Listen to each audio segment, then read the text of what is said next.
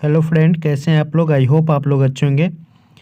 मैं कुंदन कुमार, संकल्प क्लासेज हाजीपुर। चलिए आज जो हम सेशन स्टार्ट करेंगे ये क्लास 10th का हिंदी। हिंदी में हमने कहानी का वीडियो लोड किया था, ऑब्जेक्टिव प्रश्न का 1 से 12 चैप्टर का। अभी जो हम डिस्कस करेंगे वो वर्णिका भाग 2, यानी हिंदी का जो भाग 2 वर्णिका भाग 2 का है। उसमें 1 से 5 पार्ट तक का सभी प्रश्नों का हम लोग क्वेश्चन देखेंगे। तो इसमें जो क्वेश्चन है ऑब्जेक्टिव सारे प्रश्न होंगे, लगभग प्रश्न इसमें 100 के आसपास होगा। तो हमने अभी जो चैप्टर का डिस्कस करेंगे उस चैप्टर का नाम पहला है दही वाली मगम्मा। दही वाली मगम्मा जो है ये कन्नड़ भाषा में इसका कहानी है, कन्नड़ भाषा में लिखा गया था। ढहते विश्वास जो है उड़िया में है, माँ मतलब गुजराती का है, नगर जो है ये तमिल से ली गई है, और धरती कब तक घूमेगी ये राजस्थानी से ले गया है। तो हम अभी जो देखेंगे ये पांचों चैप्टर का ऑब्जेक्टिव को अच्छे तरह से डिस्कस करेंगे। अगर अभी तक आप चैनल को सब्सक्राइब नहीं किए हैं तो संकल्प क्लासेस हाजीपुर को सब्सक्राइब कर ले और बेल आइकन प्रेस कर ले, ताकि जब भी वीडियो अपलोड करें तो आप तक नोटिफिकेशन पहुँच सके।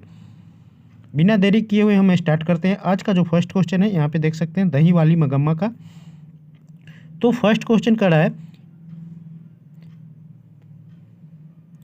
मगम्मा क्या बेचती थी। तो मगम्मा जो थी वो दही बेचती थी। क्या दही वाली मगम्मा का ये स्टोरी ही है। तो मगम्मा क्या बेचती थी, तो मगम्मा दही बेचती थी। नेक्स्ट क्वेश्चन है दही वाली मगम्मा कहानी का कहानीकारक कौन है। तो ये श्रीनिवास है। कौन सा है, श्रीनिवास। इसका correct answer option number A हो जाएगा। दही वाली मगम्मा कहानी का प्रमुख पात्र कौन है। तो प्रमुख पात्र जो है इसमें मगम्मा ही हो जाएगा, करेक्ट आंसर बी हो जाएगा। नेक्स्ट है दही वाली मगम्मा कहानी का कथावाचक कहाँ से है। तो ये इसका करेक्ट आंसर बेंगलोर से हो जाएगा। कहाँ से, बेंगलोर से, क्योंकि ये कन्नड़ भाषा में लिखा गया। दही वाली मगम्मा कहानी किसे संदेश देती है। तो ये बहुओं को संदेश देती है। किसको, बहू को। नेक्स्ट क्वेश्चन देखते हैं मगम्मा के परिवार के कुल कितने सदस्य थे। तो मगम्मा के परिवार के कुल 4 सदस्य थे। श्रीनिवास का जन्म कहाँ हुआ था। तो श्रीनिवास का जन्म कर्नाटक में हुआ था। ठीक है। कथाकार को वर्षों से मगम्मा कौन सी वस्तु दिया करती थी। तो वो दही दिया करती थी, क्योंकि मगम्मा दही बेचती थी। मगम्मा की बहू का नाम क्या था। तो मगम्मा के बहू का नाम जो था वो नंजमा था। क्या था, नंजमा। दही वाली मगम्मा किस भाषा में रचित कहानी है। तो ये कन्नड़ भाषा में। किस भाषा में, कन्नड़ भाषा में ये रचित कहानी है।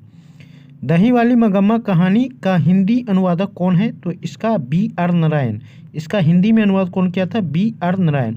और कन्नड़ में कौन, श्रीनिवास। नेक्स्ट देखते हैं रंगप्पा। रंगप्पा कौन था। रंगप्पा जो था वो मगम्मा का पुत्र, नंजम्मा के भाई, मगम्मा का पुत्र, इनमें से कोई नहीं। तो इसका करेक्ट आंसर डी हो जाएगा, इनमें से कोई नहीं। मगम्मा एवं नंजम्मा के बीच झगड़ा मिटाकर अच्छा संबंध स्थापित करने का माध्यम कौन था। मगम्मा का पोता था। कौन सा, मगम्मा का पोता था।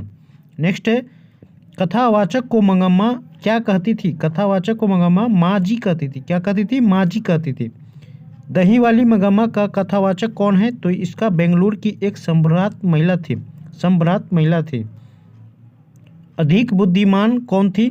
तो अधिक बुद्धिमान तो नंजम्मा थी। कौन थी, नंजम्मा। नेक्स्ट है मगम्मा प्रतिनिधित्व करती थी किसका, एक ग्रामीण महिला की ये प्रतिनिधित्व करती थी। बहू की दशा है। बहू की दशा कैसी थी। तो मगरमच्छ सी जैसी। नेक्स्ट क्वेश्चन देखते हैं चैप्टर नंबर 2 से ढहते विश्वास। ढहते विश्वास चैप्टर से हम ऑब्जेक्टिव देखेंगे अभी। इसका फर्स्ट क्वेश्चन है ढहते विश्वास कहानी में किस राज्य को बाढ़ एवं सूखा से प्रभावित दिखाया गया है। तो ये उड़ीसा का, क्योंकि ये उड़िया भाषा में लिखा गया है। नेक्स्ट है ढहते विश्वास कहानी का कहानीकारक कौन है। तो ये सतकौड़ी होता है। कौन, सतकौड़ी। ढहते विश्वास कहानी का प्रमुख पात्र कौन था। तो ये लक्ष्मी था। कौन, लक्ष्मी। ढहते विश्वास कहानी में कहाँ के जनजीवन का चित्रण किया गया है। तो उड़ीसा का। कहाँ का, उड़ीसा का।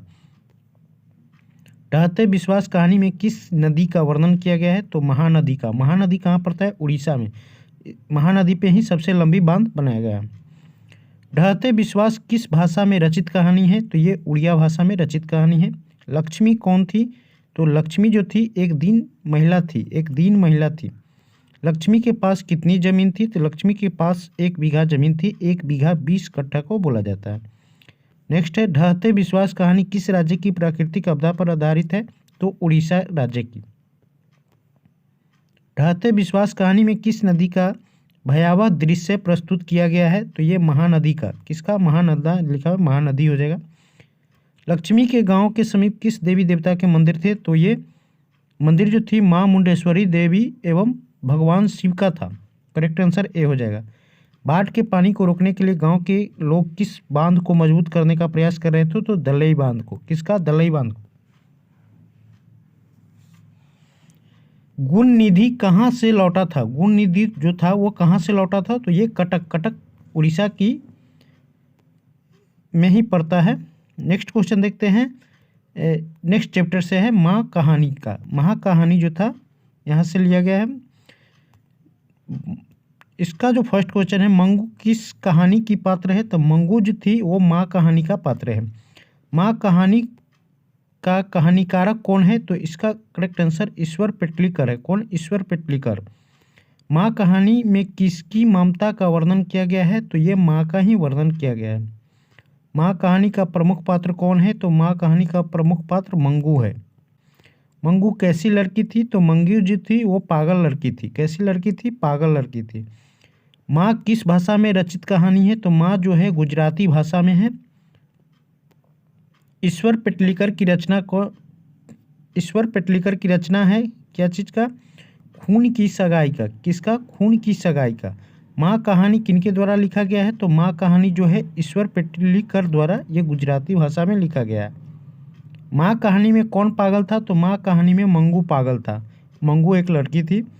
किसके पागलपन में सुधार देख लोग मंगू की माँ को अस्पताल जाने की सलाह दे रहे थे? तो कुसुम की। नेक्स्ट देखते हैं, मंगू की उम्र कितनी थी? तो मंगू की उम्र 12 वर्ष की थी।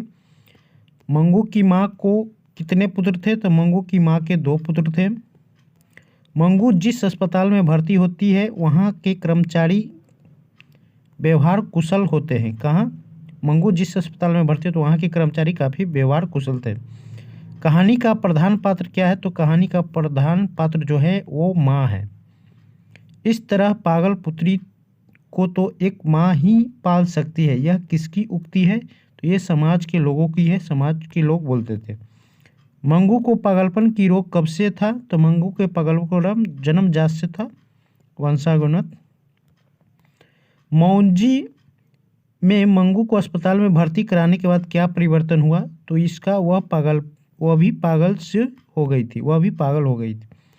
नेक्स्ट चैप्टर से देखते हैं नगर कहानी। नगर कहानी चैप्टर से देखते हैं।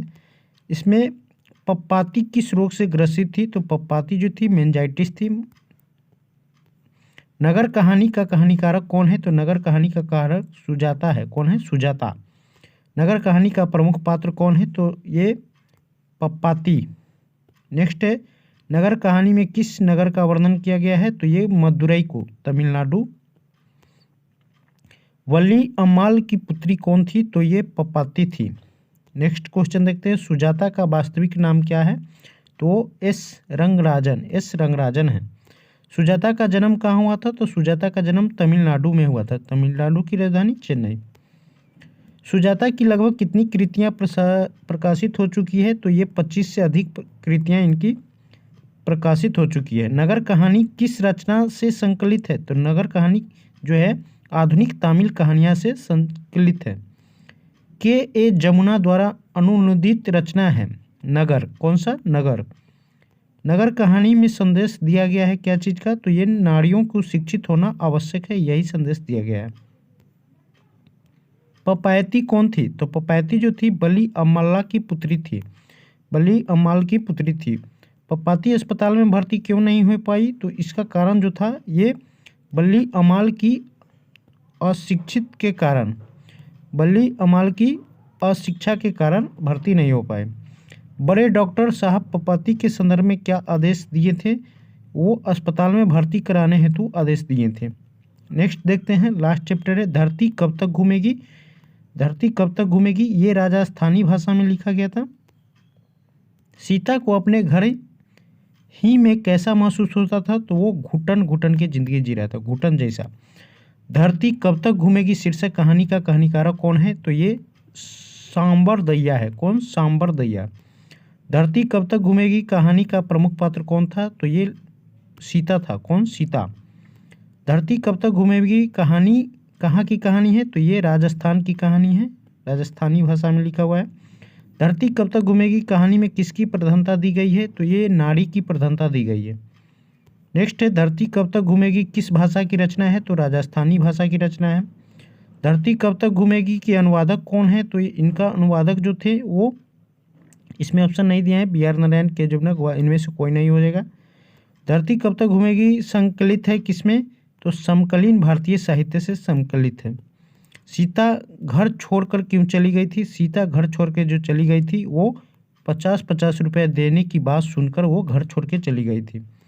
नेक्स्ट है, सीता के कितने पुत्र थे, तो सीता के जो थे वो 3 पुत्र थे। सीता के बड़े लड़के का नाम क्या था, तो उसका बड़े लड़के का नाम कैलाश था। नेक्स्ट है, अर्धविक्षिप्त